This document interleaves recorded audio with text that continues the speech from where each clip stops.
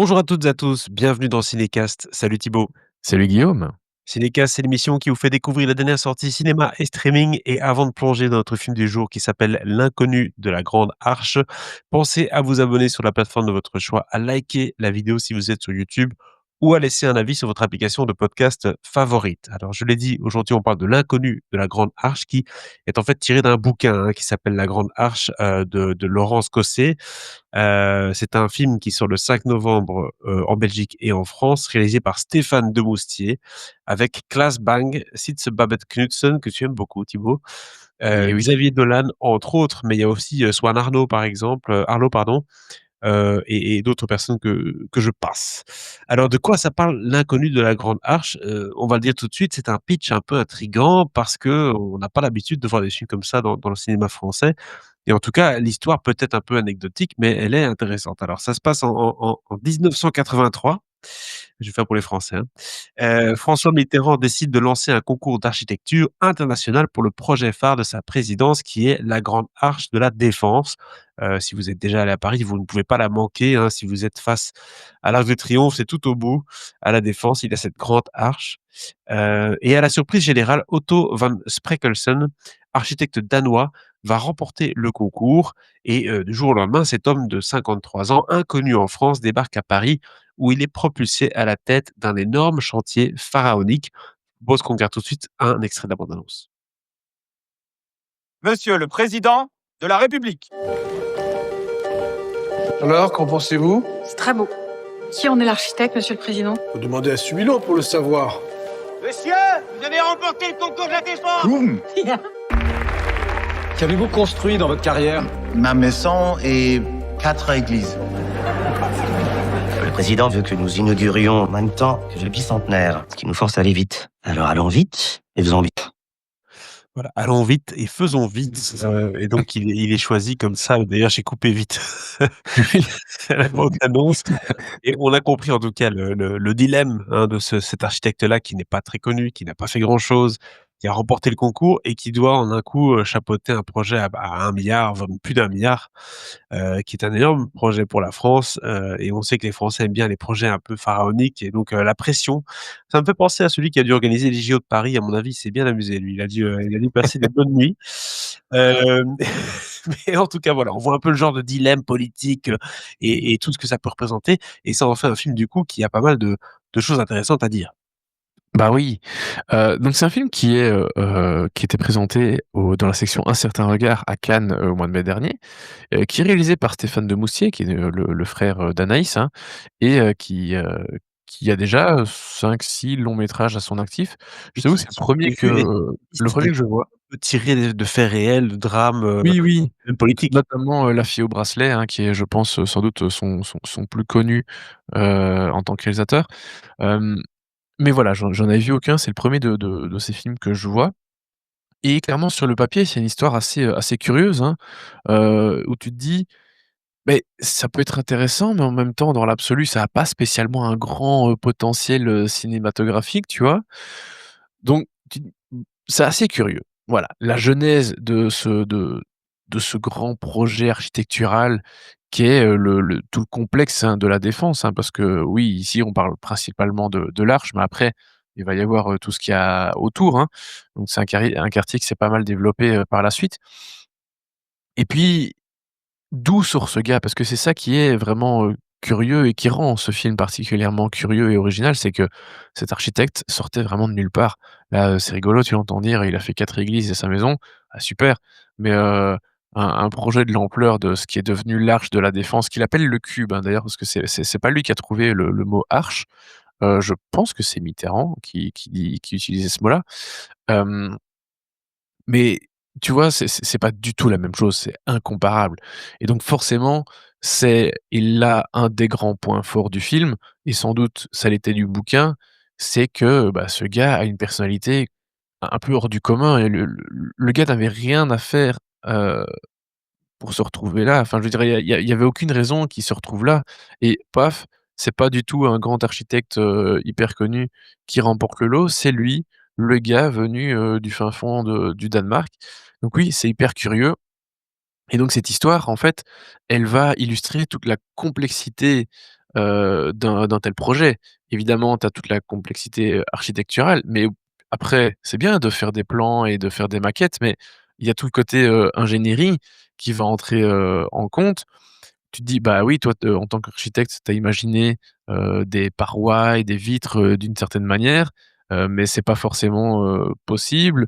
Ça va être un peu plus complexe que ça et puis tu vas vouloir du marbre et ceci, cela, mais en fait, le marbre coûte hyper cher» et puis et c'est là aussi l'autre grande complexité, c'est tout l'aspect politique. Parce que tant que Mitterrand est président et à la majorité, bah, ça va. Mais enfin, et encore, parce qu'entre le ce que le président, veut bien, ce que l'ingénieur veut et cetera, c'est déjà pas simple. Mais en plus, quand Mitterrand va perdre les élections de mi-mandat et qu'il va devoir ouvrir sa majorité, à l'ancienne opposition, bah, là, ça va devenir complexe et les budgets, ils vont un peu changer.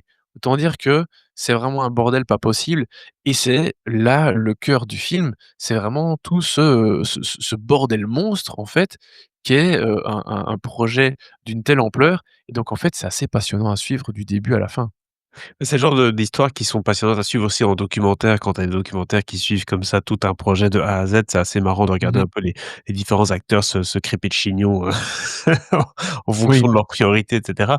Je suppose que c'est un peu ce que le film fait ici, donc ça demande une certaine prouesse de réalisation pour arriver à donner un tempo, à arriver à donner une symphonie entre les personnages et leurs dilemmes respectifs et pour ça, je pense que le réalisateur s'est bien entouré quand même. On a Claes Bang, on a Sitze Knudsen qui sont quand même des acteurs qu'on a l'habitude de voir dans des très bons drames ou des très bons films, en tout cas, bah, presque d'auteur, donc là, c'est adapté d'un bouquin. Avec Xavier Dolan qui vient au cinéma dans un rôle, qui a l'air quand même assez central aussi dans ce film. On parle aussi de Michel Fau en Mitterrand, donc c'est toute une belle brochette quand même, hein. Ah, c'est clair que c'est une belle brochette de comédiens, et je vais clairement revenir sur leurs prestations. Mais là, d'abord, enfin, avant qu'eux n'entrent en scène, bah, il y a le talent de l'écriture. Certes, déjà dans le bouquin, mais aussi bah, du scénario parce qu'écrire des dialogues, au cinéma, c'est pas la même chose que dans des livres et pour faire fonctionner un film, enfin un tel film, bah, il faut clairement que et les personnages soient bien écrits et bien développés et qu'il y ait des super dialogues et clairement, là où, le film fait fort, c'est sur la personnalité d'Otto von Spreckelsen, sa relation avec, bah, sa compagne, qui va l'accompagner, durant, tout le processus et puis évidemment ses différents partenaires, hein. Bien sûr, les gens du cabinet, le président et cetera. Donc ouais, on a des super personnages qui sont très, très bien mis en valeur par leurs interprètes évidemment. Claes Bang, bah, donc l'acteur principal du film The Square, hein, qui a remporté la Palme d'or en 2016 si je ne dis pas de bêtises. Hem, Excellentissime. Je sais pas s'il parlait français ou pas avant, mais il le parle plutôt bien dans le film. Hem Et voilà, je trouve que Clive Banks, il a toujours eu une énergie assez folle et là, je trouve que vraiment il est génial dans le rôle de cet architecte qui veut clairement, aller au bout de sa vision et comme tout architecte et tout artiste, hein, quelque part, hein, c'est la vision qui compte et puis après la mise en œuvre, bah, ça, c'est autre chose. Sitz Babett Knudsen, bah, évidemment, elle est géniale, moi je l'aime, toujours autant. Elle a pas, elle est un peu plus discrète et en même temps, elle est son rôle est hyper important, parce que c'est celui sur lequel, son époux va se reposer. Xavier Dolan, dans un rôle de cabinetard, qui est assez, génial. Bon, évidemment, il lui a encore fait perdre son accent québécois, mais bon, pas le choix, hein, il doit jouer un Français. Mais Oui. oui, Xavier Dolan est assez génial et moi j'aime bien le voir en tant qu'acteur, même si je l'aime beaucoup en tant que réalisateur aussi, mais voilà, j'ai l'impression Oui. il a été plus discret ces dernières années, donc ça fait plaisir de le voir, tu vois? Et puis c'est un autre registre, hein, que ces films à lui et cetera, où il joue souvent des rôles un peu, très haut en couleur. Là, il doit jouer un personnage qui est un peu plus lambda, un politicard, comme tu as dit et du coup, c'est drôle de le voir un peu plus cadenassé dans ses interprétations, et qui peut donner du coup pas mal de nuances Ouais. avec son talent. Mais tu vois, le film est présenté comme un drame, mais en même temps, il y a un petit potentiel comique quand même de temps en temps, de par, comment dire? Le ridicule de certaines situations, tu sais, le fait que, ah, bah, il y a le politique qui dit ceci, l'ingénieur qui dit cela, l'architecte qui dit autre chose. Tu sais, il y a des situations qui sont créées, des imbroglios qui sont créés. Donc il y a aussi une touche un petit peu humoristique quelque part. C'est plutôt pince sans rire et un peu rire jaune comme ça, tu vois? Mais il y a ce petit côté un peu, qui peut être un peu amusant et je trouve que le personnage de Xavier Dolan notamment apporte ça aussi, tu vois?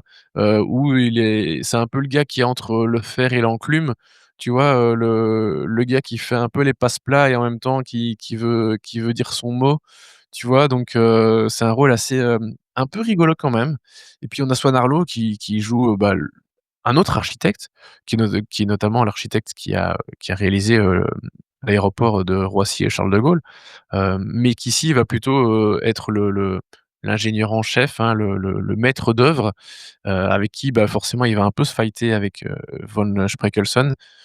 Très bien aussi évidemment, Swan Arlo, ça c'est clair. Et puis Michel Faux, moi j'aime beaucoup son interprétation de Mitterrand. Il a l'une ou l'autre scène, assez comique, notamment une où ils vont sur les Champs-Élysées parce qu'il veut vraiment montrer et comprendre, l'idée du cube et tu sais, de la perspective qu'il va y avoir.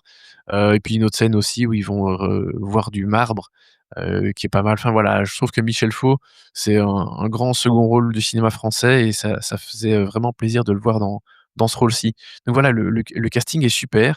La façon dont l'histoire est racontée est vraiment assez géniale aussi et je trouve que vraiment cette faculté qu'a eu, Stéphane Demoustier, évidemment avec, Laurence Cosset, qui a écrit le bouquin, cette faculté de rendre passionnant un sujet pareil, une histoire pareille, au cinéma alors que vraiment sur le papier c'est pas vraiment cinématographique, bah, je trouve ça assez fort.